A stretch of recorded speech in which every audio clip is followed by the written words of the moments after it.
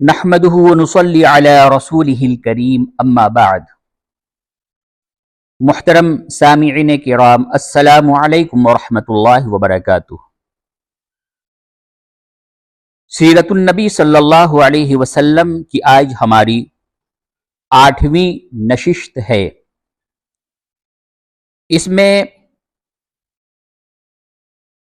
حضرت محمد مصطفیٰ صلی اللہ علیہ وسلم کے چچا ابو طالب کے انتقال کے بعد آپ صلی اللہ علیہ وسلم اور مسلمانوں کے حالات کس رخ کی طرف گئے، ان کے ساتھ مکہ والوں نے کیا کیا صعوبتیں، مصیبتیں، تکلیفیں دیں، آج اس کا تذکرہ اس محفل میں کیا جائے گا۔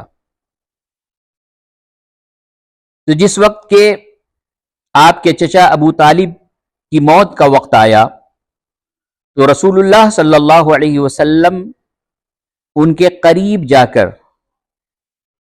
ان سے فرمایا کہ اے چچا، آپ ایک بار لا الہ الا اللہ کہہ دیجئے تاکہ اللہ کے سامنے میں آپ کی شفاعت کر سکوں۔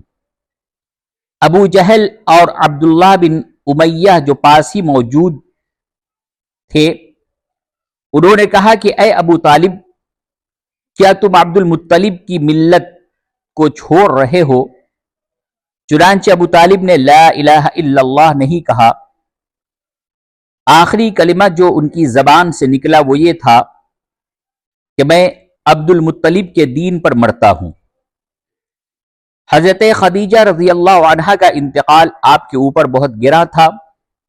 وہ آپ کی صرف اہلیہ نہیں تھیں بلکہ پورے معنوں میں آپ کی رفیق تھیں۔ ان کی وفات کے بعد آپ نے محسوس کیا کہ گویا آپ اب دنیا میں اکیلے رہ گئے ہیں۔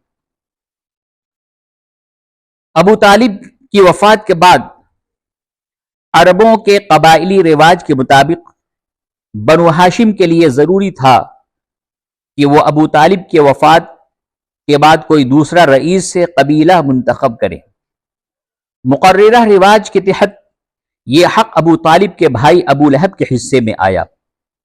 ابو لہب کا قبیلہ ہاشم کا سردار بن جانا حضرت محمد مصطفیٰ صلی اللہ علیہ وسلم کے لیے شدید تر مسئلہ کی صورت میں سامنے آیا۔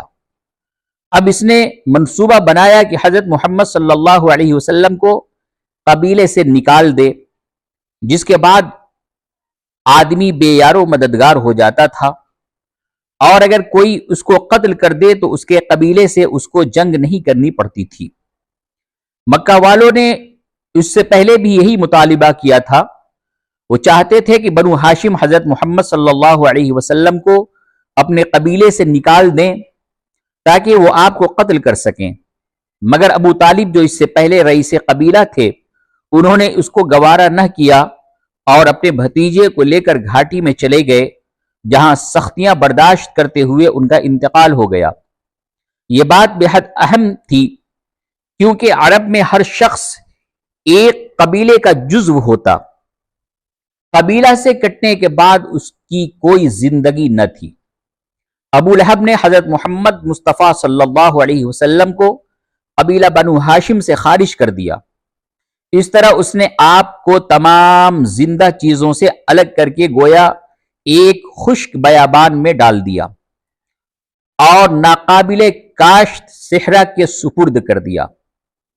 اپنے قبیلہ سے کٹ کر آپ زمین میں بالکل تنہا ہو گئے۔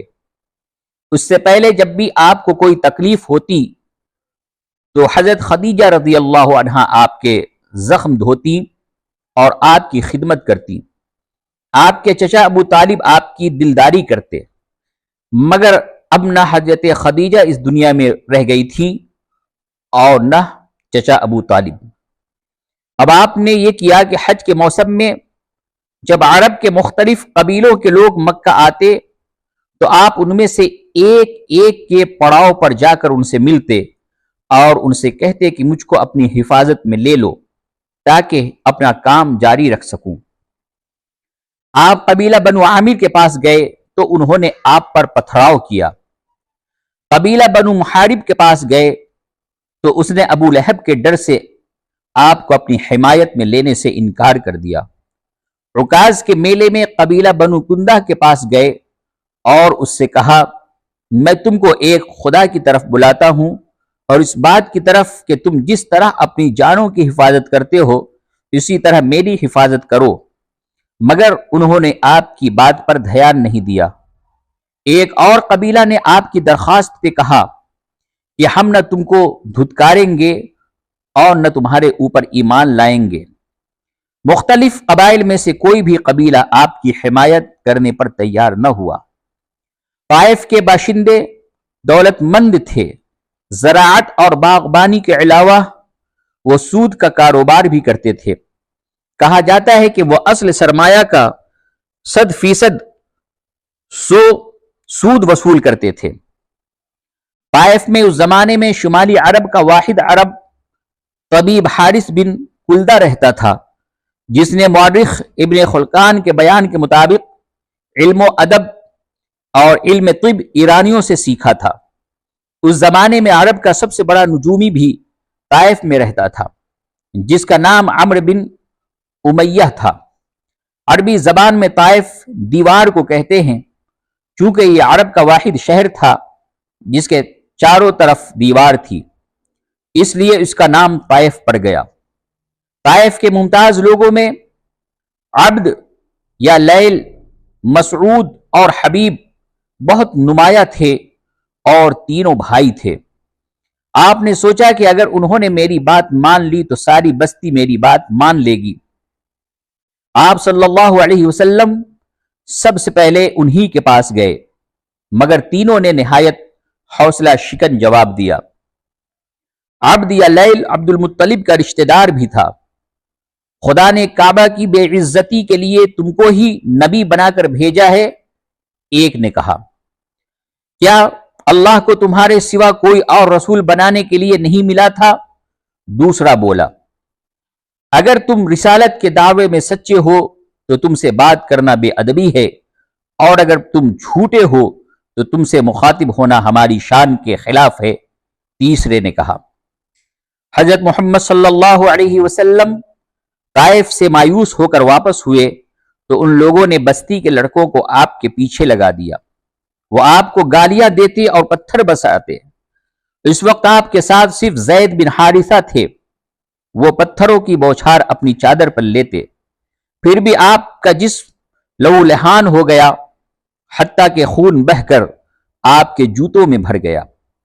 حضرت محمد مصطفیٰ صلی اللہ علیہ وسلم جب زخموں سے نڈھال ہو کر بیٹھ جاتے تو وہ آپ کا بازو پکڑ کر آپ کو کھڑا کر دیتے، اور جب آپ چلنے لگتے تو پھر گالیوں اور پتھروں کی بارش کر دیتے۔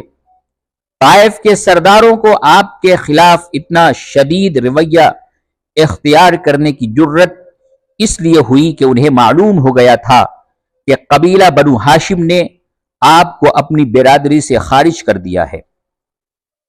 یہاں تک کہ اسی حال میں شام ہو گئی اور طائف کے لڑکے واپس چلے گئے۔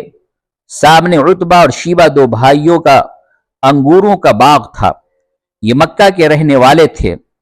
حضرت محمد مصطفیٰ صلی اللہ علیہ وسلم نے اس باغ میں پناہ لی۔ اس وقت دعا کرتے ہوئے آپ کی زبان سے جو الفاظ نکلے وہ آپ کی اس وقت کی کیفیت کے مکمل ترجمان ہیں۔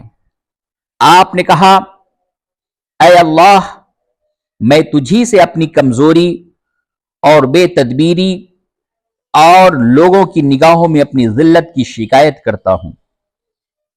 باغ والوں کو آپ کی حالت پر رحم آیا اور انہوں نے اپنے ایک غلام کے ہاتھ انگور کے چند خوشے ایک طباق میں رکھ کر آپ کے پاس بھیجے۔ آپ نے بسم اللہ الرحمن الرحیم کہہ کر انگور اٹھایا اور اس کو نوش فرمایا۔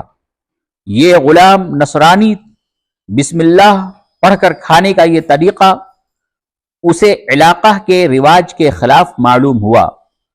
اس نے تعجب سے پوچھا کہ یہ طریقہ آپ نے کہاں سے سیکھا؟ آپ نے جواب میں غلام سے دریافت کیا کہ تم کہاں کے رہنے والے ہو؟ اس نے نینوا کا نام لیا۔ حضرت محمد مصطفیٰ صلی اللہ علیہ وسلم نے کہا، اسی نینوا کے جہاں اللہ کے مقدس بندے حضرت یونس علیہ السلام پیغمبر بنا کر بھیجے گئے تھے، غلام کو اب اور بھی زیادہ تعجب ہوا، آپ یونس علیہ السلام کو جانتے ہیں؟ اس نے کہا، آپ نے جواب دیا، ہاں وہ میرے بھائی ہیں، وہ بھی نبی تھے، میں بھی نبی ہوں۔ غلام یہ سن کر آپ کے ہاتھ اور پیروں کو چومنے لگا اور اسی وقت اسلام قبول کر لیا۔ حضرت محمد مصطفیٰ صلی اللہ علیہ وسلم طائف سے واپس آ کر مکہ کے باہر غار حرا میں ٹھہرے۔ مکہ میں دوبارہ داخل ہو کر امن کے ساتھ رہنے کے لیے آپ کو قبائلی رواج کے مطابق کسی کی امان کی ضرورت تھی، کیونکہ اپنے خاندان سے آپ کٹ چکے تھے۔ آپ نے اپنے اخنس بن شریق اور سہیل بن عمر کے پاس پیغام بھیجا کہ وہ آپ کو اپنی امان میں لے لیں، مگر وہ تیار نہ ہوئے۔ آخر آپ کی نظر مطعم بن عدی پر پڑی۔ مطعم نے اس سے پہلے کئی بار آپ کی مدد کی تھی اور خاندان نبوت کے مقاطعہ سے متعلق عہد نامہ کو منسوخ کرانے میں اس کا بہت حصہ تھا۔ حضرت محمد مصطفیٰ صلی اللہ علیہ وسلم نے مطعم کو اپنی واپسی کی خبر دی اور پیغام بھیجا کہ وہ آپ کو اپنی پناہ میں لے لے۔ مطعم نے فوراً اس کو قبول کر لیا اور اپنے 6 بیٹوں کو حکم دیا کہ اسلحہ بند ہو کر جاؤ اور محمد صلی اللہ علیہ وسلم کو واپس لاؤ۔ مکہ میں داخل ہو کر آپ نے سب سے پہلے کعبہ کا طواف کیا۔ مطعم نے یہ اعلان کیا کہ محمد صلی اللہ علیہ وسلم کو میں نے پناہ دی ہے، خبردار کوئی ان کو اذیت نہ پہنچائے۔ مطعم کی اس امان نے آپ کو موقع دیا کہ آپ دوبارہ مکہ میں رہ کر نبوت کا کام کر سکیں۔ مطعم جنگ بدر سے پہلے اسلام قبول کیے بغیر مر گئے۔ حسان بن ثابت نے ان کا مرثیہ لکھا، جنگ بدر کے بعد جب قریش کے لوگ گرفتار ہو کر آپ کے سامنے پیش ہوئے تو آپ نے فرمایا، اگر آج مطعم بن عدی زندہ ہوتے اور وہ ان ناپاک لوگوں کی سفارش کرتے تو میں ان کی وجہ سے انہیں چھوڑ دیتا۔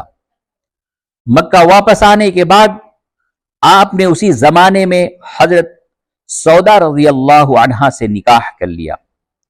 حضرت سودا اپنے شوہر کے ساتھ ہجرت کر کے حبشہ گئی تھی، مگر ان کے شوہر وہاں پہنچ کر عیسائی ہو گئے۔ سودا ان سے طلاق لے کر مکہ واپس چلی آئی۔ یہ واقعہ نبوت کے 10ویں سال پیش آیا۔ اس کے بعد ابو بکر رضی اللہ عنہ نے، جو حضرت محمد مصطفیٰ صلی اللہ علیہ وسلم کے دوست اور ساتھی تھے، حضرت محمد صلی اللہ علیہ وسلم سے درخواست کی کہ ان کی لڑکی حضرت عائشہ رضی اللہ عنہا کو اپنی زوجیت میں لے لیں۔ حضرت عائشہ کی عمر اس وقت صرف 7 سال تھی، اس لیے آپ نے کم سنی کی وجہ سے عذر کیا۔ اس کے بعد ابو بکر رضی اللہ عنہ کے اصرار پر سن 620 عیسوی میں اس شرط پر نکاح ہو گیا کہ رخصتی بعد کو ہوگی۔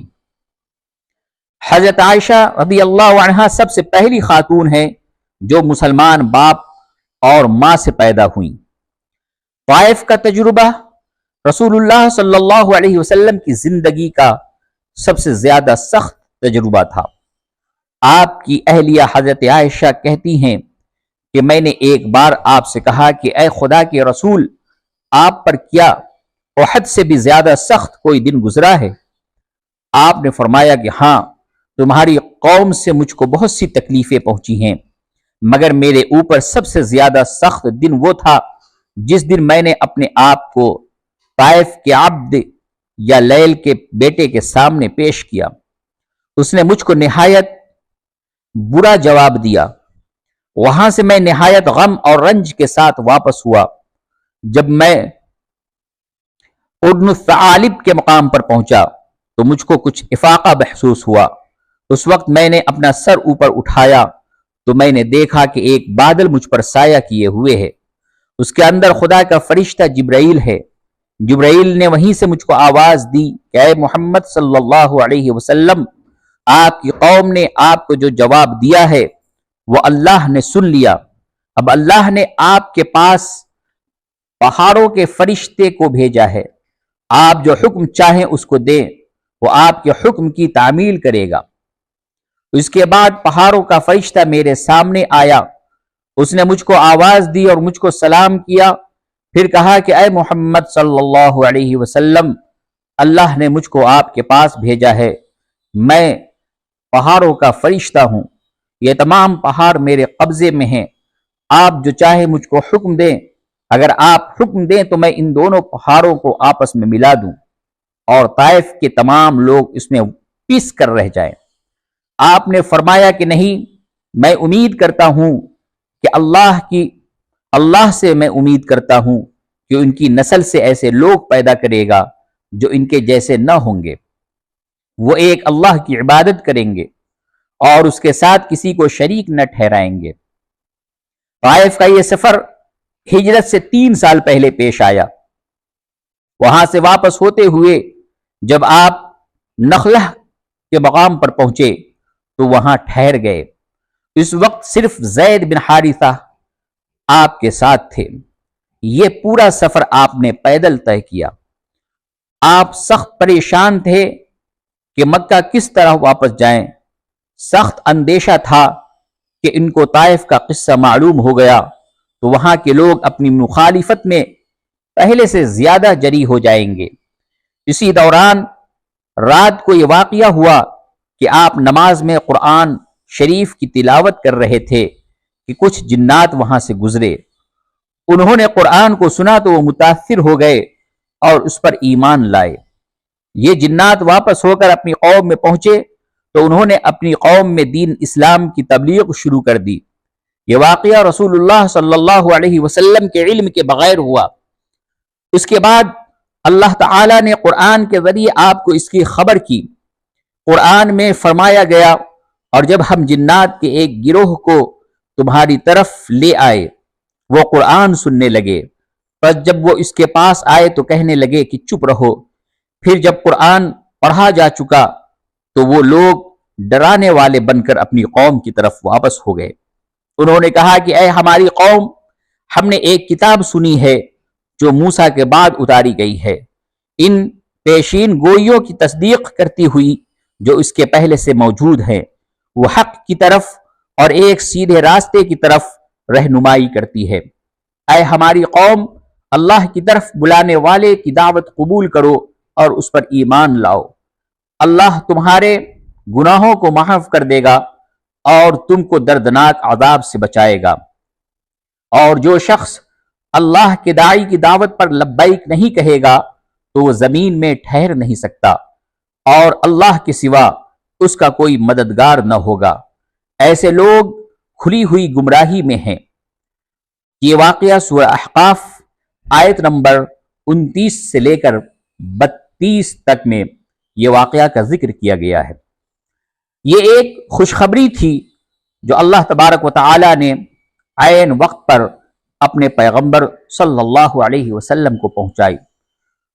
اس میں بتایا گیا کہ زمین پر بسنے والوں کا ایک گروہ اگر قرآن کو رد کر رہا ہے تو عین اسی وقت دوسرا گروہ اس کو قبول کر رہا ہے۔